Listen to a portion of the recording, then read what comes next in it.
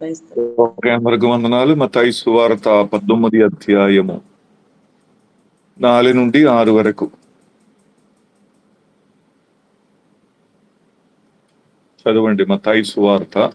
ఆయన సృజించిన వాడు ఆది నుండి వారిని పురుషునిగాను స్త్రీనిగాను సృజించెననియు, ఇందు నిమిత్తము పురుషుడు తల్లిదండ్రులను విడిచి తన భార్యను హత్తుకొనును, వారిద్దరును ఏక శరీరముగా ఉందురని చెప్పెననియు మీరు చదవలేదా? కాబట్టి వారికను ఇద్దరు కాక ఏక శరీరముగా ఉన్నారు గనుక దేవుడు జతపరిచిన వారిని మనుష్యుడు వేరుపరచకూడదని చెప్పెను. Praise the lord. ఇక్కడే యేసు ప్రభు దగ్గరికి పరిచయులు వచ్చి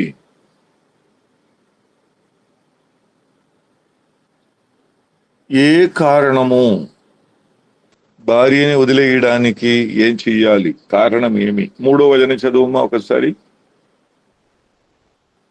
పరిసయ్యులు ఆయనను శోధింపవలెనని ఆయన యొద్దకు వచ్చి, ఏ హేతువు చేతనైనను పురుషుడు తన భార్యను విడనాడుట న్యాయమా అని అడుగగా, అక్కడే శాస్త్రీయులు పరిచయులు యేసు ప్రభు దగ్గరికి వచ్చి ఏ హేతు, ఏ కారణం నిమిత్తము పురుషుడు భార్య వివాహ జీవితములు విడాకు తీసుకోవడానికి ఎలాగే సాధ్యం, ఏం కారణం, ఏ హేతు?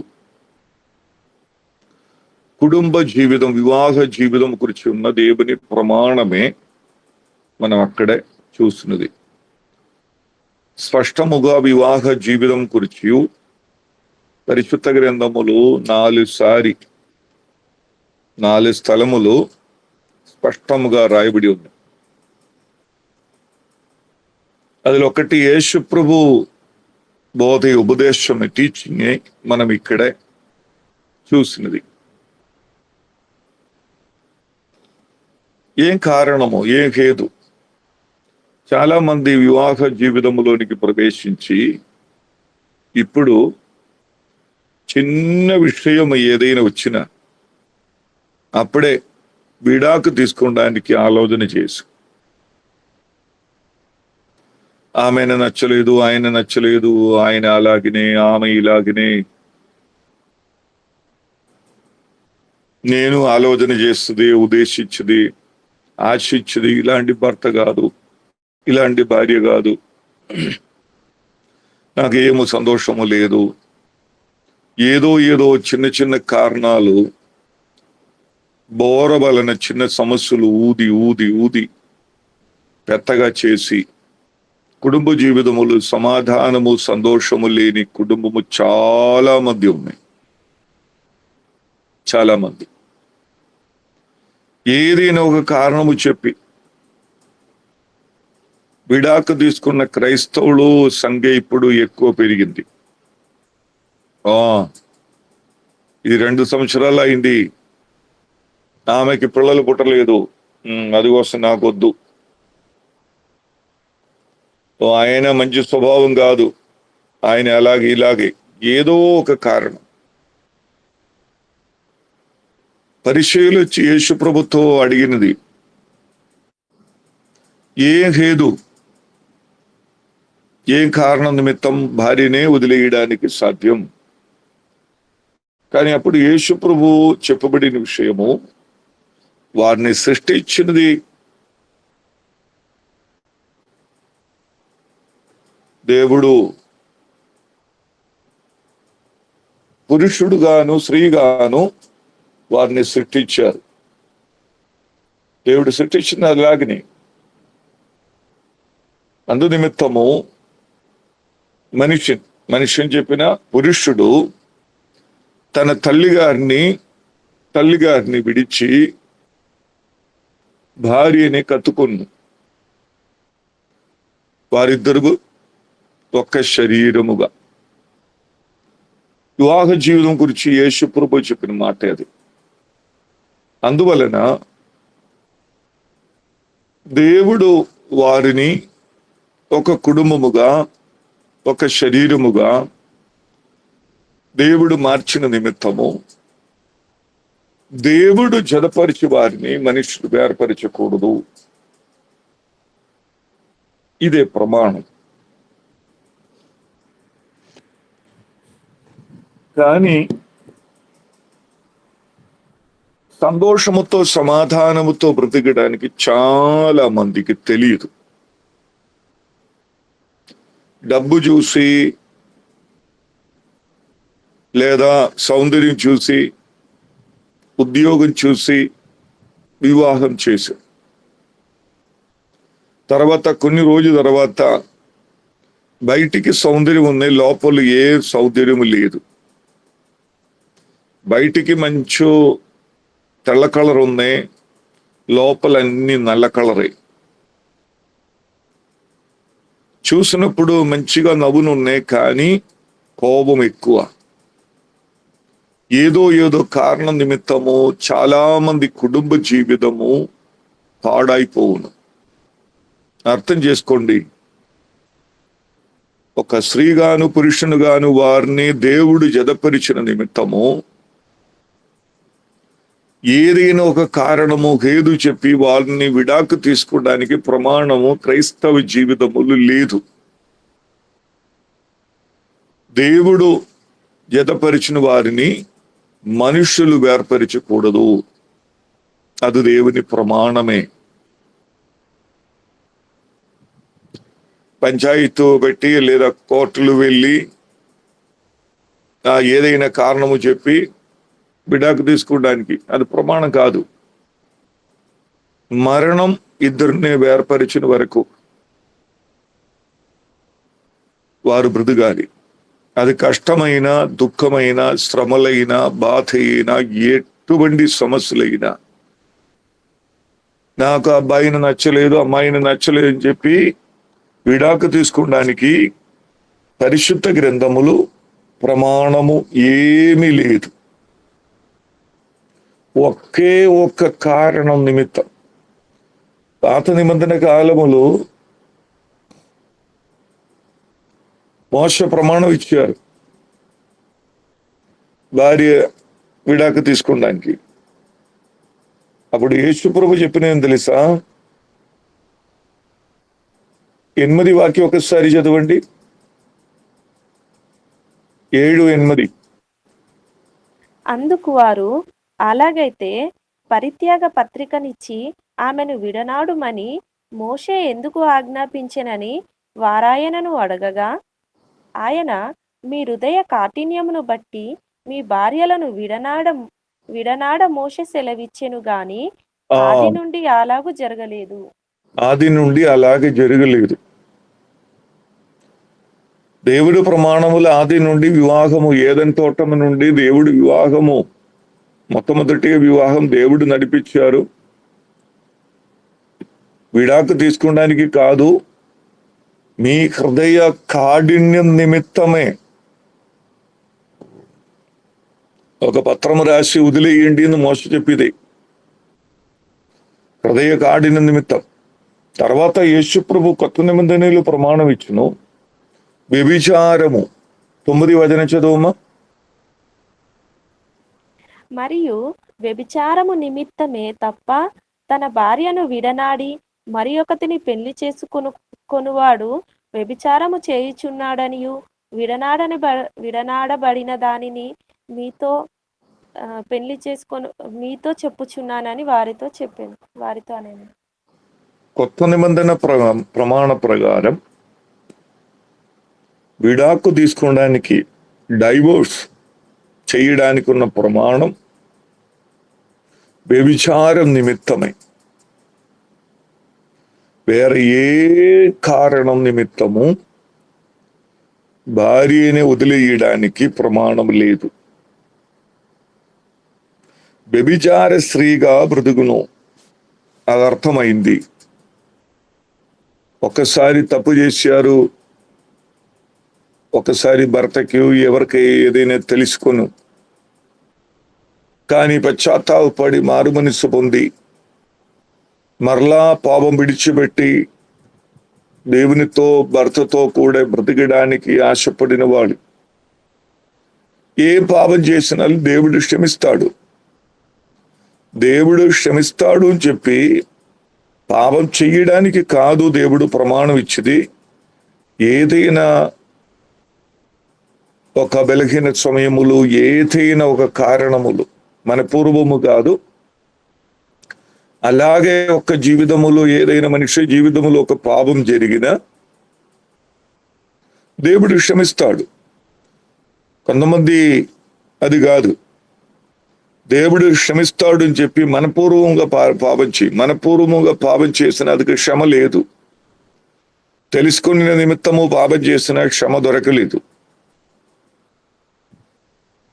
వ్యభిచారము నిమిత్తం మాత్రము విడాకు తీసుకోవడానికి కొత్త నిబంధన ప్రమాణములు దేవుడు యేసు ప్రభు ఆజ్ఞ ఇచ్చి, వేరే ఏ కారణము నిమిత్తము డైవర్స్ విడాకు తీసుకోవడానికి సాధ్యం కాదు.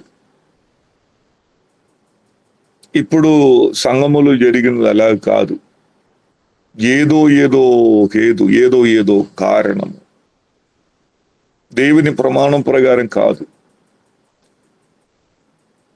వేరే ఏ కారణము లేకుండా భార్యనే వదిలేసినా దేవుడు వాక్యం చెప్పినది, నీవు వ్యభిచారం చేసిన. ఇలాంటి కారణము లేకుండా భార్యని ఒకవాళ్ళు విడాకు తీసుకుని వదిలేసిన పంచాయతీకు. ఇప్పుడు కొన్ని మతస్థులైతే, ముస్లిం మతములు ఉన్న వాళ్ళైతే తలాకు నచ్చలేదా ముఖము చూసి 3 సారి తలాకు అని చెప్పినా వారికి డైవర్స్ అవును చెప్పును. క్రైస్తవర్ మధ్య ఎవరో పెద్దలు నలుగురు కూడి పంచాయతీ, దేవుడే జతపరిచింది. దేవుని ప్రమాణం జతపరిచిన వారిని మనుషులు వేర్పరిచడానికి అవకాశం లేదు, అధికారం లేదు.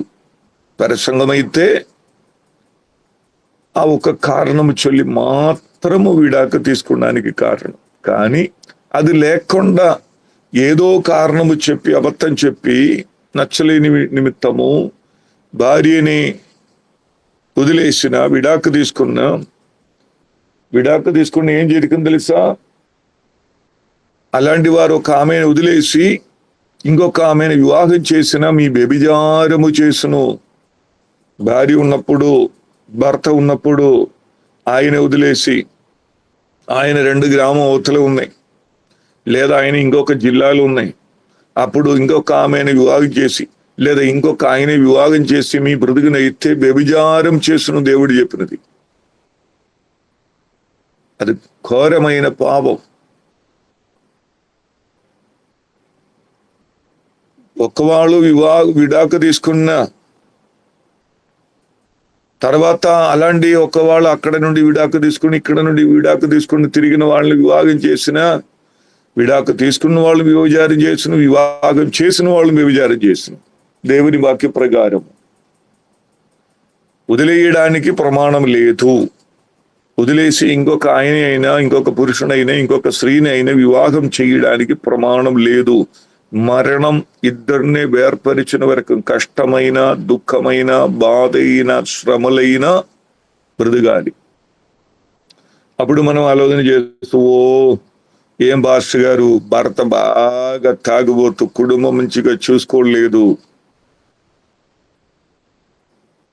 ఏం చేస్తాం? వివాహం చేసి 15 రోజులు అప్పుడే అర్థమైంది ఆయన తాగుబోతూ, ఏ సంతోషము లేదు, సమాధానము లేదు, నేను ఏం చేస్తా? అందుకు పరిహారము పేతురు రాసిన పత్రికలో 3వ అధ్యాయములు చెప్పబడింది. మీ భర్త మారుమనస్సు పొందలేదా? మీ సత్ప్రవర్తనం చూసి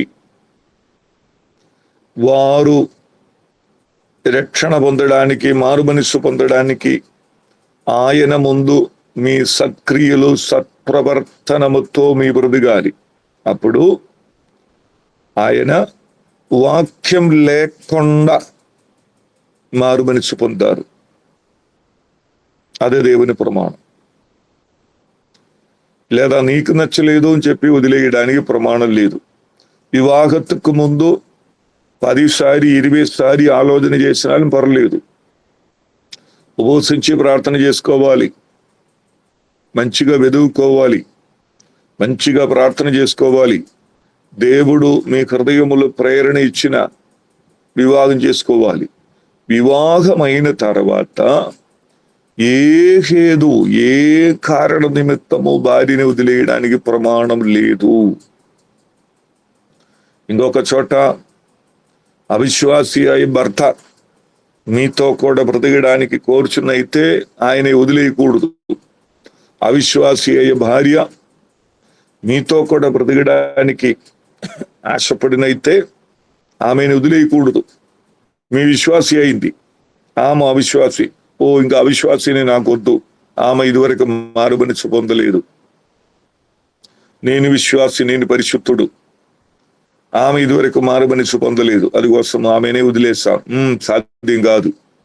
ఆమె మీతో కూడా బ్రతకడానికి ఆశించిన అయితే ఆమెను వదిలేయడానికి ప్రమాణము లేదు. అది మనం అర్థం చేసుకోవాలి. వివాహ జీవితములో, మన జీవితములో చాలా శ్రేష్టమైన అనుభవం ఈ వివాహ జీవితం. మత్తయి సువార్త 15వ అధ్యాయం 4వ వచనములు యేసు ప్రభు తల్లి తండ్రితో చెప్పబడిన మాట 15:4 మనం చదివినప్పుడు, తల్లిదండ్రులను గణపరచుమనియు తండ్రినైనను తల్లినైనను దూషించువాడు తప్పక మరణం పొందవలెననియు దేవుడు సెలవిచ్చెను. ఒకసారి అర్థం చేసుకోండి. తల్లిని తండ్రినే గణపరచలేదా? అలాంటి వారికి దేవుడు ఇచ్చిన శిక్ష ఒకసారి అర్థం చేసుకోండి, మరణమే. ఎవరైనా తల్లి తండ్రిని దూషించిన వారు, అప్పుడు మనమందరం, ఇప్పుడు చాలా మంది ఏం చేసింది తెలుసా, పెద్ద వయసు అయిన తర్వాత వారు సుఖం నిమిత్తము, ఏదో పిల్లల సుఖం నిమిత్తము పెద్ద వయసు అయిన వాళ్ళని పక్కనే ఒక గది ఇచ్చి వారికి అన్నం పెట్టలేదు, వారికి ఏమో సహాయం చేయలేదు.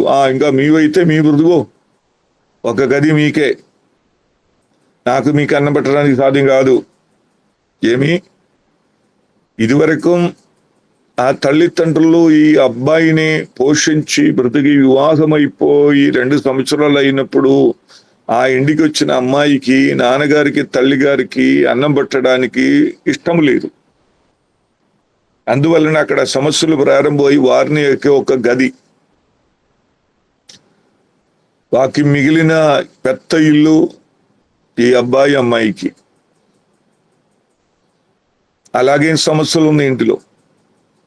వారికి అన్నం పెట్టలేదు, మెడిసిన్ ఇవ్వలేదు, బట్టలు ఉతకలేదు, జ్వరంతో పడుకుని హాస్పిటల్ తీసుకుని వెళ్ళలేదు. అలాంటి క్రైస్తవుడు ఉన్నాయి. మీ కుటుంబ జీవితం, దేవుడు మీకు భార్యని ఇచ్చారు, పిల్లలు ఇచ్చారు, కానీ అది సంతోషపూర్వం అవడానికి, సంతోషపూర్ణముగా బ్రతికడానికి తల్లి తండ్రిని సన్మానించుకోవాలి, దూషించకూడదు, అవమానపరచకూడదు. అది చేసిన ఎడల, అలాగే చేసిన దూషించిన వారు మరణమే వారికి ఉన్న శిక్ష. చేయకూడదు. వారు ఎన్ని పెద్ద వయసు అయినా చిన్న వయసు అయినా వాళ్ళకు ఆరోగ్యం ఉన్న పని చేయి బ్రతకవచ్చు.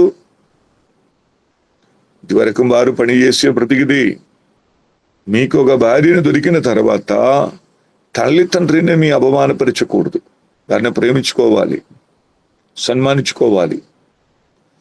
ఇంకా వాళ్ళు చెప్తా, బాబు నేను నాన్నగారు ఉన్నాయి, మాకు ఆరోగ్యం ఉంది, మా చేతులు డబ్బు ఉన్నాయి, మీ సమాధానముతో బ్రతకండి.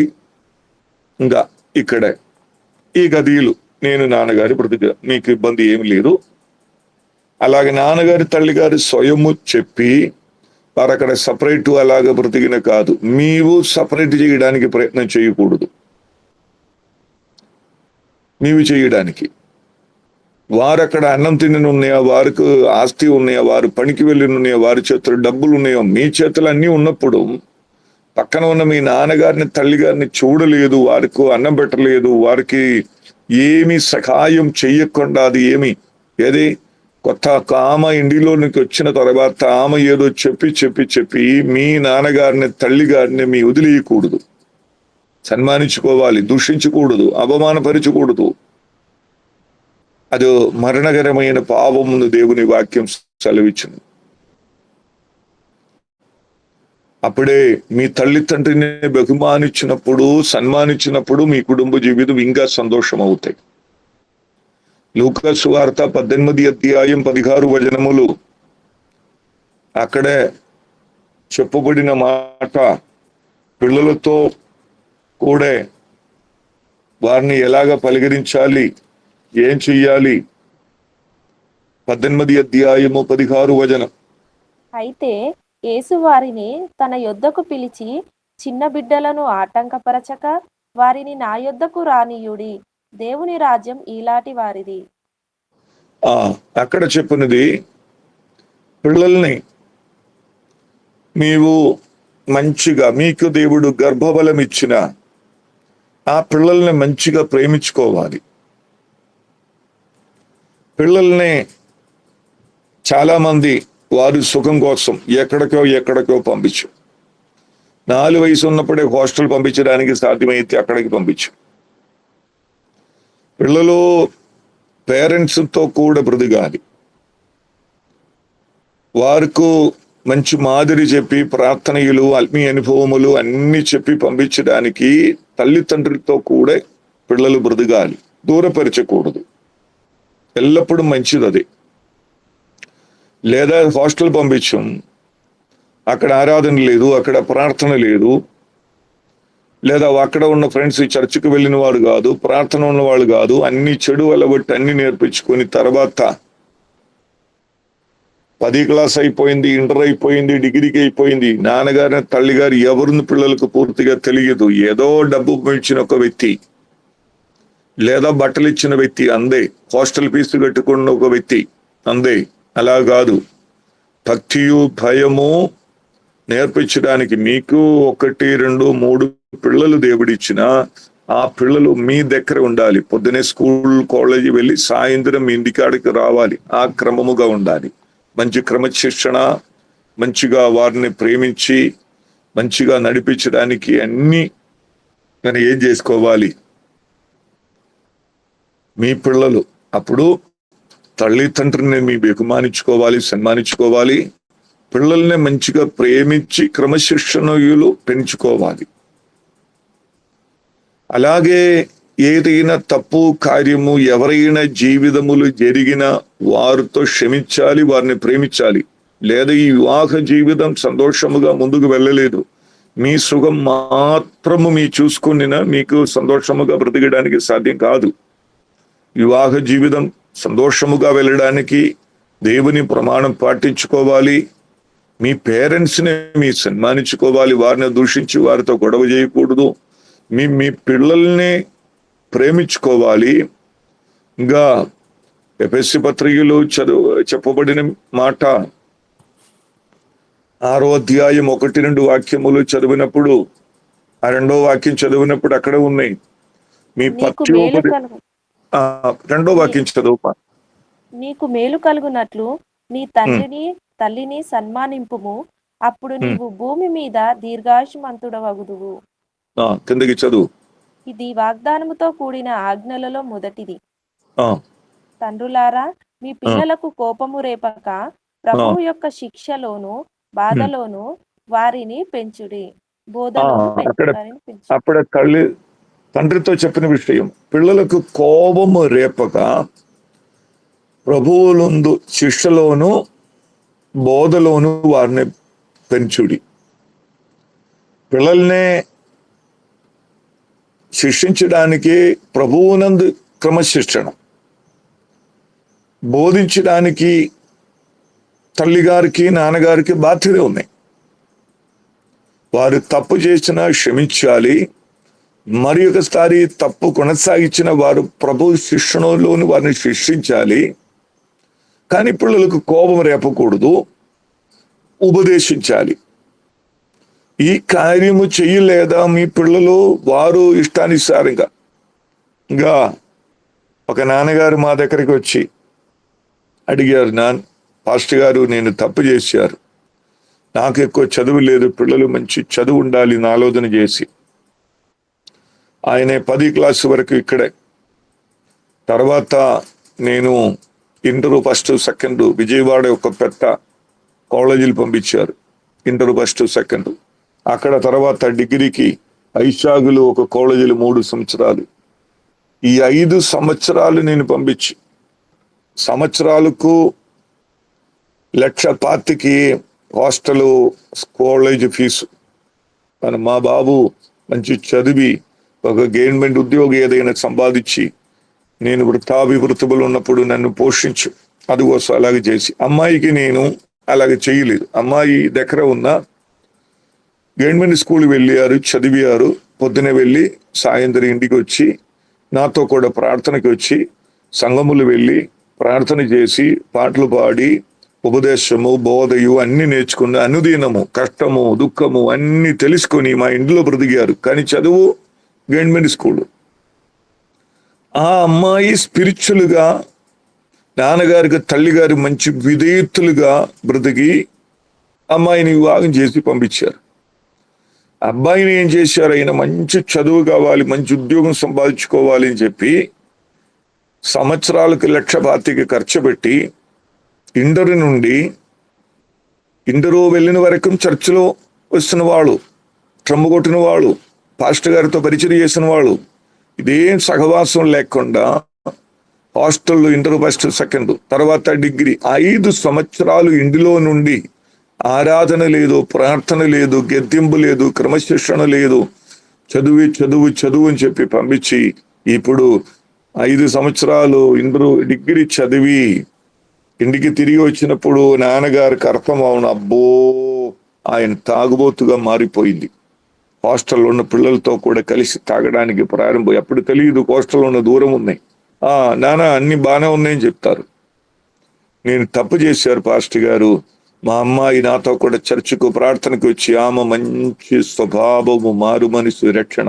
ఈయనకి మారు మనసు లేదు, ఈయనకి రక్షణ లేదు, ఈయన తాగుబోతుగా మారిపోయింది. ప్రభు శిక్ష లేదు, ఉపదేశం లేదు, కానీ పిల్లలు ఎక్కడో ఉన్నాయి. సాధ్యమైతే ప్రతి ఒక్కరు ఇప్పుడు కొన్ని స్కూలు కాలేజీలు 9, 10 క్లాస్ అయితే ఖచ్చితంగా ఆదివారం క్లాస్ అయ్యి నేను పేరెంట్స్ పంపించకూడదు. ఒక 5-6 సంవత్సరాలు ఆరాధన లేదు, ప్రార్థన లేదు, ఎక్కడికి పంపించిన వారు లోకములు కలిసి పాపములు పడిపోతే. ప్రభు శిక్షలోని పిల్లల్ని మీ పెంచుకోవాలి. మీ వివాహ జీవితం, మీ కుటుంబం సంతోషముగా ముందుకు వెళ్ళడానికి వారిని బోధించాలి. అది తల్లిదండ్రులకు ఉన్న ప్రమాణమే. వారు తప్పు చేసినా శిక్షించాలి, వారిని క్షమించాలి, వారిని ప్రేమించుకోవాలి. అది చెయ్యలేదా మీ కుటుంబ జీవితం సంతోషముగా ముందుకు వెళ్ళలేదు. అప్పుడు మీ కుటుంబం చెప్పినప్పుడు మీ ఇంటిలో తల్లిదండ్రులు ఉన్నాయి, మీ ఇంటిలో పిల్లలు ఉన్నాయి. ఇదన్నీ దానిని బట్టి దేవుడిచ్చిన ప్రమాణము ఖచ్చితంగా పాటించిన ఎడల ఆ కుటుంబం సంతోషముగా వెళ్ళు. ఏదో కారణం చెప్పి అన్ని వదిలేసి, పిల్లలు వదిలేసి, మందిరము వదిలేసి వెళ్ళిపోయిన సేవకులు ఉన్న, విడాకు తీసుకున్న సేవకులు అపమానమే క్రైస్తవ సంఘానికి. అది 300 సంఘస్థులున్న ఒక్క వ్యక్తి మంచిగా చక్కని పాటలు పాడతారు. పాటలు పాడినా అందరం కన్నీరు కార్చారు. కానీ భార్యాభర్త మధ్య సమస్యలు అయి, గొడవ అయి, ఎవరు చెప్పినా ఆగదు. లాస్ట్ పోలీస్ స్టేషన్కి వెళ్ళి అటు ఇటు మాట్లాడి సంఘము స్థలము అన్ని భార్య మీదకి రాసి ఇచ్చి ఆయన ఇక్కడ నుండి పారిపోయింది. 300 సంఘస్థులు పరిస్థితి ఏమి? తన స్వజీవితము సరిచేయడానికి సాధ్యం అవ్వలేదా? ఏ పరిచయం చేస్తూ సొంత జీవితములో మార్పు లేదా? ఎలాగ బ్రతుకు? అర్థం చేసుకోండి. క్షమించడానికి దేవుడు ఏం చెప్పింది తెలుసా? మన ప్రమాణం మన మనస్సు కాదు, దేవుని ప్రమాణం. పేదరు అడిగారు, ఎన్నిసారి క్షమించాలా? 7 సారి సరిపోతాయా? దేవుడు చెప్పి 7 సార్లు కాదు, 7 × 70 490 సారి రోజుకి క్షమించండి. నేను తప్పు చర్యలు క్షమించండి అని చెప్పిన క్షమించుకోవాలి. అప్పుడు కుటుంబ జీవితం మంచిగా ముందుకు వెళ్ళడానికి యేసుప్రభు టీచింగ్ అయితే ఏం కారణమైన అది ఇది చెప్పి భార్యని విడాకు తీసుకోవడానికి ప్రమాణం లేదు. భార్య భర్త సుఖం కోసము నాన్నగారిని తల్లిగారిని అవమానపరిచి ఎక్కడైనా పక్కనే పెట్టడానికి ప్రమాణం లేదు. పిల్లల్ని ప్రభు శిష్టులోను బోధలోను పెంచుడి చెప్పినప్పుడు ఇది రెండు లేకుండా కొద్దిగా డబ్బు పెట్టుకొని ఆ చదువు ఈ చదువు 5వ క్లాసు నుండి హాస్టల్, 5వ క్లాసుల నుండి హాస్టల్. అలా కాదు. మీకు 2-3 పిల్లల్ని దేవుడిచ్చిన పిల్లలు మీతో కూడా ఉండాలి. లేదా 128 కీర్తనం ఏం చెప్పినది? మీ భోజనం వల్ల చుట్టూ ఒలువు ముక్కలు వలన మీ పిల్లలు, లేదా సాయంత్రం నాన్నగారి తల్లిగారు ఒకటి కాదు, మీ పిల్లలు మీతో కూడా ఉండాలి. ఒక మంచి కుటుంబం, ఆ కుటుంబத்துకు నాయకత్వం చేసిన భర్త. ఇంకా చాలా విషయంలో ఉన్నాయి, తర్వాత నేను చెప్తా. ఒక కుటుంబ జీవితం సంతోషముగా ముందుకు వెళ్ళడానికి మన ఇష్టానుసారంగా ఏదైనా చేసి కొద్దిగా పని చేసుకొని నేను 1 బియ్యము 5 కేజీ పప్పు నూనె కొద్దిగా కూరగా ఇచ్చి బ్రతుకు అని చెప్పిన బ్రతుకునిది కాదు కుటుంబ జీవితం. ఏదైనా తినడానికి మీకు ఇక్కడ ఏదైనా కొదువు తినడానికి లేదా?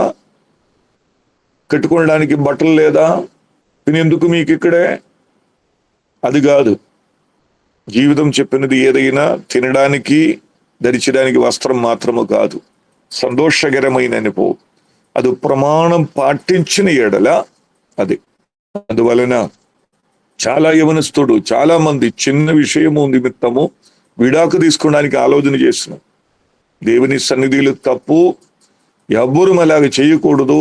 క్షమించాలి, సహించుకోవాలి, దేవుని ప్రమాణ ప్రకారం బ్రతకాలి. లేదా ఈ లోకములో మీ విడాకు తీసుకొని అటు వెళ్ళి ఇటు వెళ్ళి దేవుని సన్నిధిలో మీ చేసినది తప్పు, ఆ పాపం. మీ వ్యభిచారం చేసిన భార్యని వదిలేసి ఇంకొక ఆమెను వివాహం చేసిన వ్యభిచారం చేసిన, భర్తని వదిలేసి ఇంకొక ఆయన వివాహం చేసిన వ్యభిచారం చేసిన. అలాగ పాపం చేయకూడదు.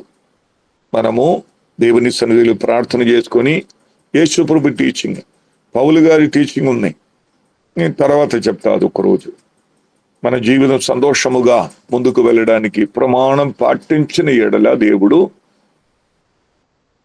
ఆశీర్వదిస్తాడు. మన జీవితములు ఏదైనా కుటుంబ జీవితములు, మీ ఇంటిలో సంతోషం లేదు, సమాధానం లేదు, పేరెంట్స్తో మంచిగా పలికిరించడానికి సాధ్యం కాదు, పిల్లల్ని మంచిగా పెంచుకోవడానికి సాధ్యం కాదు, ఏదైనా సమస్యలతో నిండిన వ్యక్తి అయితే ఖచ్చితంగా ఈ ప్రమాణ ప్రకారం యేసుప్రభు చెప్పి పిల్లల్ని అవతకి పంపించండి, వారిని దూరపరచకూడదు.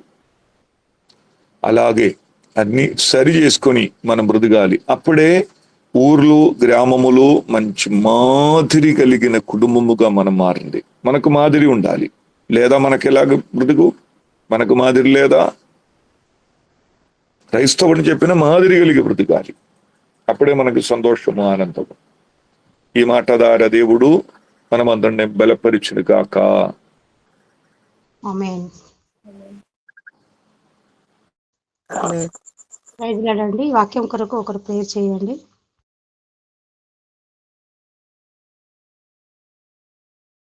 వాక్యం నిమిత్తం ఒకరు ప్రేయర్ చేయండి. స్తోత్రం నాయన, స్తోత్రం ప్రభా. పరిశుద్ధుడ నా తండ్రి, నాయన కొందనాలయ్యా. అవును ప్రభా, నా తండ్రి వాక్యం నాయన మా యొక్క హృదయ పలకల మీద రాసుకొని నా తండ్రి నాయన దైవజనులు చెప్పిన విధానాన్ని బట్టి నా తండ్రి మేము మలుసుకునే మా బిడ్డలకి నాయన అట్టి విధానంగా నాయన చూసుకునే శక్తి బలంలో దయచేదుగు నాయన. తల్లిదండ్రులను సన్మానించే దీర్ఘాయుష్తో బ్రతుకుతారని చెప్పి ఉన్నారు. అలాగే నేను ఆయన బిడ్డలు కూడా అలాగే పెంచే కృపను నాకు అందరికి దయచేయండి అయ్యా. దైవజనుల కుటుంబానికి నాయన బిడ్డల్ని నాయన సేవని సంఘాన్ని సరిహద్దులు విశాలపరిచాయా. బహుబలంగా ఆశీర్వదించి ఆశ పొడిగించండి. నా తన సేవకులు ఎక్కడికి వెళ్ళినా అక్కడ మీరు ఉండండి ప్రభా. ఎక్కడ సువార్త చెప్పినా ఎక్కడ ఆ మీటింగ్లో అయినా మీరుండి మాట్లాడండి ప్రభా. మాటల ద్వారా అనేక కుటుంబాలు బలపరచండి, సహాయం చేయండి. మా టీం అంతటికి దీవించండి అయా. నా తండ్రి నాయన రాజేష్ గారి బ్రదర్ని నాయన అమ్మగారిని అందరినీ దీవించి టీంని దీవించి నాయన మేమందరం కలుసుకునేంత వరకు నాయన మీ కృప భద్రపరిచిన తండ్రి అయ్యా. మీరు ఎక్కడ భద్రపరిచి మేము కలుసుకునేంత వరకు మీరు ఉండమని తోడుగుండమని అయ్యా. విడిపోతాను నా తండ్రి మీరే సహాయం చేయమని యేసయ్య పరిశుద్ధ నామములో అడుగుతున్నాను తండ్రి. ఆమేన్. ఆమేన్. తండ్రి అయిన దేవుని ప్రేమయు కుమారుడైన యేసుక్రీస్తు కృపయు పరిశుద్ధాత్మ దేవుని సహవాసము సన్నిధి ప్రభావము మనమందరికీ తోడును గాక. ఆమేన్. ఆమేన్. రైట్ నాడయ్యా. Praise the lord. క్రైస్తవ పాస్టర్ గారు అందరికీ తెలుస్తుంది. ప్రైజ్ ది లార్డ్ పాస్టర్ గారు. Praise the lord. అందరికీ ప్రైజ్ లార్డ్ అండి. ఉదయం నుంచి అందరు ఏకీభవించిన ప్రతి ఒక్కరికి వందనాలు తెలియజేస్తున్నాను. అలాగే పాటలు పాడి సహకరించిన సిస్టర్లకు, వాక్యం చదివి సహకరించిన సిస్టర్లకు వందనాలు తెలియజేస్తున్నాను. అలాగే మరొక దినము రేపు అందరము 5 గంటల సమయంలో కలుసుకోవాలని మనం చేస్తున్నానండి. అందరికీ ప్రైజ్ లార్డ్. అందరు ప్రైజ్ లార్డ్ చెప్పుకుంటూ ఒకరొకరు లీవ్ అవుదాం.